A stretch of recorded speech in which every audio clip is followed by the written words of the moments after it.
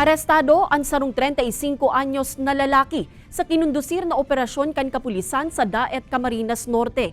Sigun sa report kan Daet MPS, binagat kan mga otoridad ang sarong lunadan sa barangay Lagon makalihis na may makaabot na report sa inda dapit sa iligal na aktibidad kaini. Alagad nagsayuma ang driver sa gigibuhong pagberipikar kan mga otoridad. Imbes, pig-atrasan kaini ang motorsiklong gamit kan kapulisan. Duman ang ini-inaresto kung sa inakwa sa laog kan lunadan kaini ang sarong badil, mga bala asin pirang sachet kan pigtutubudang shabu na nasa 136,000 pesos ang kantidad.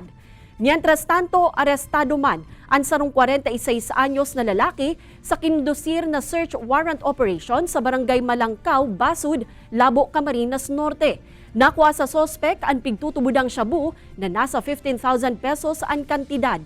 Sa ngunyan, nasa kustodiya na kan mga otoridad ang sospek para sa maninigong disposisyon. Sa datos kan Camarines Norte Police Provincial Office sa 12 banwaan kan probinsya, saro pa sa nadigdi ang pigdeklarang drug cleared.